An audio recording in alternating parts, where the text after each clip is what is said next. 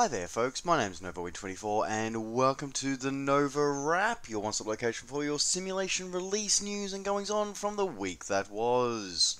So here we are on Sunday the 18th of March 2018, and yes, I did survive my venture out into the triathlon world again last weekend. Thank you for those who sent messages of support to me. It was an amazing event. It really was. It was a challenging event, challenging course with definitely not the best weather conditions. But it was a lot of fun. I definitely did it. I have improved a bit on the bike. I still have some work to go. But overall, I didn't meet my goal, but I still had a great time, and the company I had for the race was amazing as well. So yes, a great day, a great race. Thank you very much for your patience with me while I venture off to do that.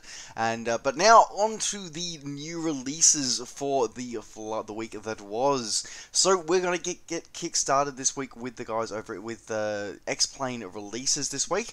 So the guys over at TerraMax or Max XP in cooperation with Sundog Software X and X Aviation have produced their TerraMax product. Now, this is an interesting product. So one of the long-standing complaints about XPlane has been the fact that it's summer the year round.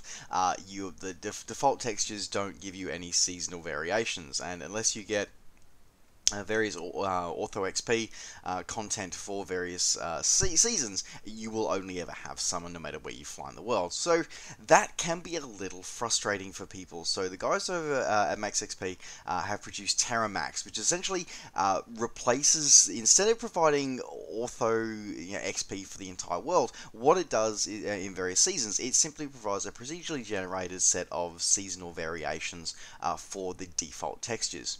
So, and I'm in two minds about this. I'm kind of the opinion that this should actually be part of the core sim. I really do. So, shout out to you, Austin. Maybe you should consider licensing this and having it integrated in XPlane 12. Just throwing it out there. Anyway, moving on.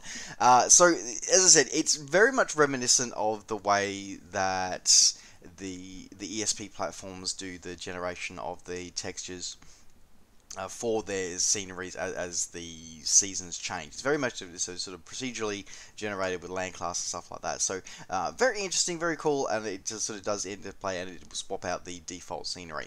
Now, a couple of words of caution with this one though, and sorry, I must say that it looks spectacular. It really does. Now, I can't fault them, especially with the high quality of the graphics engine that goes with XPlane 11. It looks absolutely stunning. Now, a couple of caveats though of this from the guys over at Max XP. So they do sort of let everybody know that it is not compatible with Ortho scenery at this time. They may do that in the future, to see on the demand, but essentially, Ortho XP, Ortho 4 XP sceneries, so i.e., actual 100% photoreal scenery, will overlay over the top of it, and it will not it will be whatever season that the photoreal is in, which kind of makes sense, and I'm kind of okay with that. It is fully compatible with the HD mesh, available for XPlane 11 as well, as a very smooth transition for it, and it says it has mixed results with working with custom airports. So they sort of say that if they're not changing any of the base sort of terrain textures, it will still show that, but it will not change any of the buildings or anything like that, or any of the runways effects or anything like that.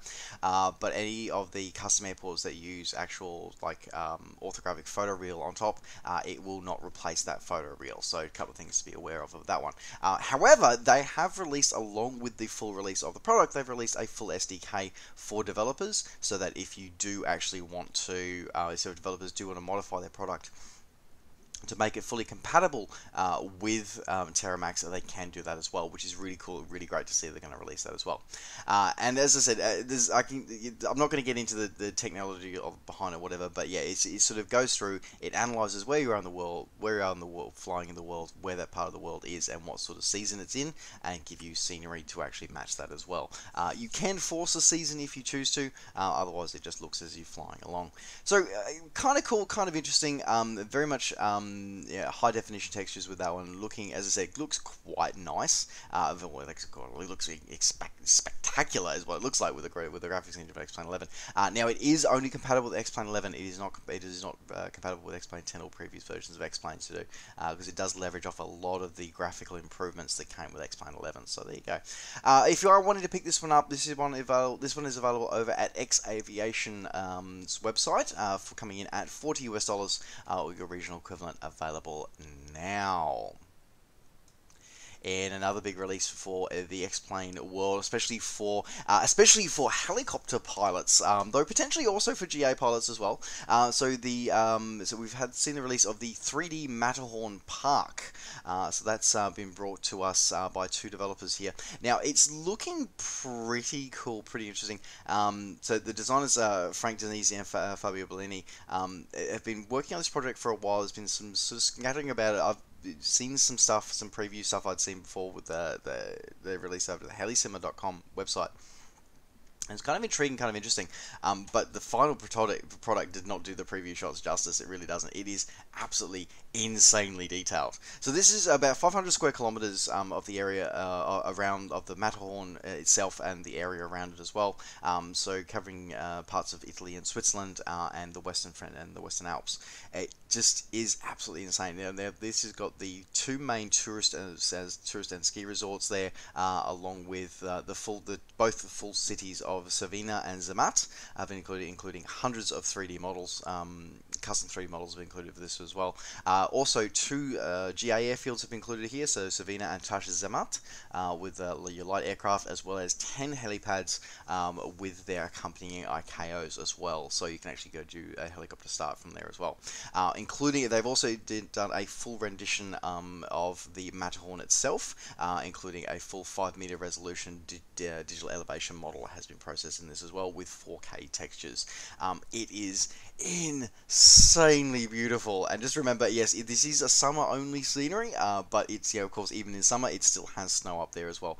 But this looks absolutely insanely detailed, and the detail that's gone into the townships and the surrounding area and the surrounding scenery is just it's something, as I said, it really lends itself to low and slow flying, but primarily with helicopters, so you can actually get an appreciation of the beauty of the scenery and the detail of the scenery and this absolutely majestic part of the world. I've driven past this, driven through this area, and it is absolutely, it really is one of those places that you want to get to if you can. But yes, as I said, this beautiful rendition will give you, if you can't get there in real life, this is possibly going to be the next best thing. It really is. So the 3D Matterhorn Park for X-Plane is available now from the xplane.org store. Now this one is fully compatible with both X-Plane 11 and 10, optimized for 11, but it is still compatible with X-Plane 10. Coming in at $25 US, or your original equivalent available now.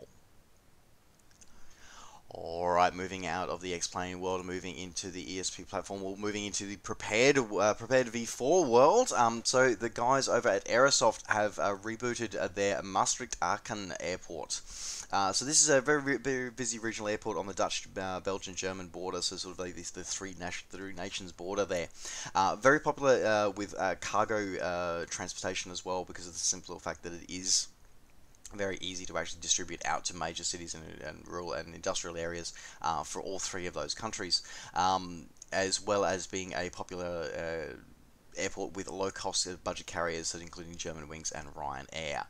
Now, this is a reboot of a previously released Maastricht Airport X. Now, this has been updated to how it appears at the end of 2017, including updated buildings and updated aerial imagery as well. Now, this version is exclusively for Prepared V4, so it includes updates to make full advantage of the updated dynamic lighting and the updated terrain rendering systems that the Pre-3D V4 does use. Now, one of the cool things I did like about this as well is the fact that it is being offered as a free upgrade. So if you are a previous owner of Maastricht Airport X, you will get a free, just log into the same account and you'll be able to get a free upgrade of this to the Prepared V4 version as well, so which is really cool. Otherwise, if you are wanting to pick this one up, this one's coming in at around around about it's coming in at about 13 euros, so around about 20 US dollars. Available now from the Aerosoft website or your favorite flight sim retailer. Available now. Alrighty, moving out of a flight sim world and moving into the farming world. So, moving into a new release here of Pure Farming 2018. Now, this has been interesting. I've been doing this new release show now for a few years, and it's been interesting seeing the amount of farming simulator games that actually come out. And I must say that watching this over the years, the level of detail, both in terms of the graphical fidelity as well as the content that's been coming out, is actually been a really intriguing journey to watch. Now, I do have I do have a couple of farming sim games, and it's one of those things that I don't mind going back to every now and again to play for a little bit, because it actually is weirdly soothing actually playing it. But anyway, this one for me is probably looking like as the most graphically impressive one of the lot, and really for the first time, the first one that actually offers multiple locations. Now, this one's coming out as a base version, which sort of just gives you a base map, a base couple of maps. But it does also give you, you're also available as a deluxe version, which gives you a whole heap of DLC, which gives you included additional vehicles and an additional map. Now, the default version gives you, so you start off with a farm in America, but you also get a farm in Italy, you get one in South America, you get one in Japan, which is just really cool and really interesting, where you actually get to explore different farming types and different vehicle types at the different locations and different crops and stuff like that. So it's because previously, where we've seen in other games where they've sort of gone to other parts of the world, really all they've done is just given a few new vehicles, but that's it. Whereas actually this one's now proclaiming that it's going to be doing different types of crops, different types of seasonal results, and different weather factors, which is really fascinating and really kind of interesting. As I said, I'm fascinated by the fact that they're doing this one, and it's just, and again, they're pitching themselves as sort of like a middle of the road sort of one, where they're doing lots of officially licensed vehicles, but they're also aiming to actually open this up to everybody, so where they've got 3 different game modes for their different play styles, including whether they just go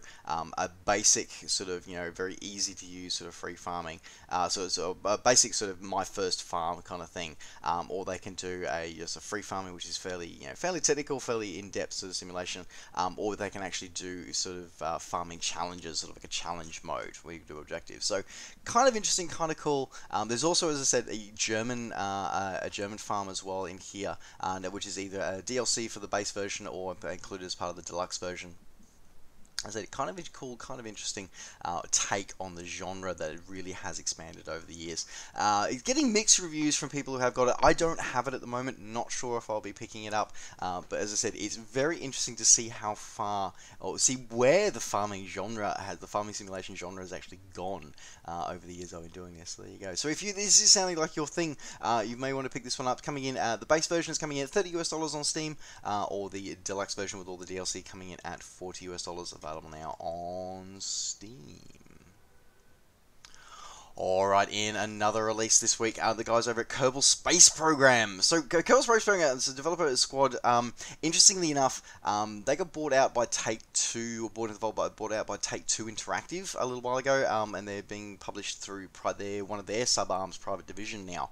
And this is the long-awaited first official piece of DLC for this content. Now, Kerbal Space Program for me has been an interesting journey.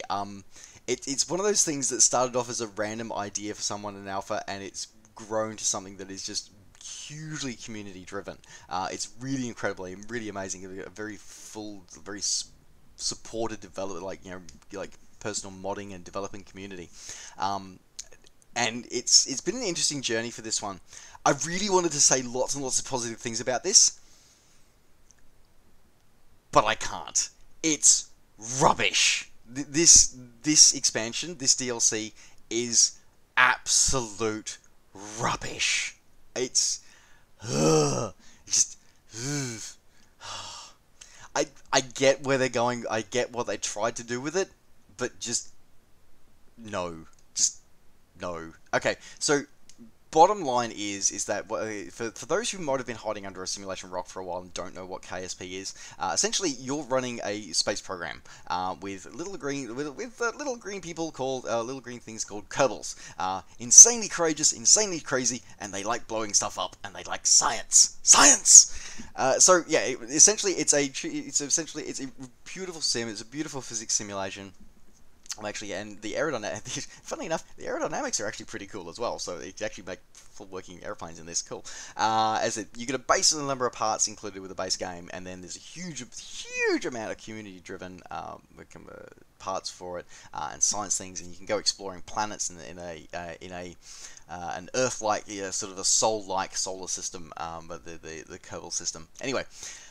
Essentially, it's got three modes. You've got a free mode where you can just do whatever you want. You've got a science mode where you don't have to worry about money, but you have to do experiments and do science to be able to unlock parts and bigger, better rockets and stuff. Or you can have a career mode where everything you do either makes you money or loses you money, and your space program can fail. Kind of cool, kind of interesting. Then there were a few missions, like basically just tutorials of how the basics of the basic concepts and physics and teaching you a couple of things work. What this DLC has essentially done has completely ignored the three different career modes which everybody uses and loves, and that's what they do stuff for. And they've just focused on missions. They've given you a half dozen. I think it's 8 missions that you get given, of varying quality. Honestly, don't think any of them got QA'd. Even the tutorial mission is buggy as hell. Anyway, which teaches you how to use the mission builder, which is kind of like basically what this is. It's the mission builder, and it's again an interesting idea, but this is not what KSP is about. And you get a few extra parts, but honestly, the parts that are in here, there are better fan community mod made ones. Seriously, just go get the community stuff. So the base game, I cannot recommend enough. It is freaking amazing. It is awesome. This, no, just no. For those who invested in KSP very early on, when it was in very early alpha, you get this for free. But for those who picked it up a little late, unfortunately, I missed it. I missed that window by about a week, which is a bit annoying. Anyway, but I did fork out for this. I did pick it up, and yeah. Look, as I said, it gives you a new rocket launching site, the Woomera test range, which is sort of an analog for the Woomera test range in Australia, which is rocket launching site here, and it gives you the ability to take off from the island airstrip instead of just from the main KSP runway, and it gives you some extra parts. But honestly, you can get the different launch locations from Kerbal Constructs, and you can get better parts and more variety of parts from the community. Oh, you can choose to give them an alternate spacesuit. So instead of the NASA style spacesuit, like the current NASA, you can give a retro 50s sort of NASA style cosmonaut type, more of a cosmonaut type spacesuit. Yeah. Save your money. As I said, go buy the base game. Absolutely, buy the base game. Base game, amazing.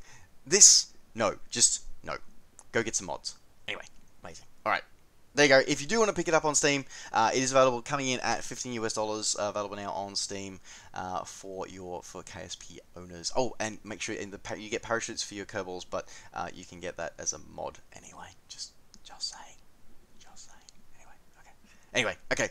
Alright, enough of that. Enough of my disappointment in that one. Moving on, but staying in the realm of outer space, but moving back into the Earth system, well, our solar system, and going out to Mars. So we got the release of Surviving Mars.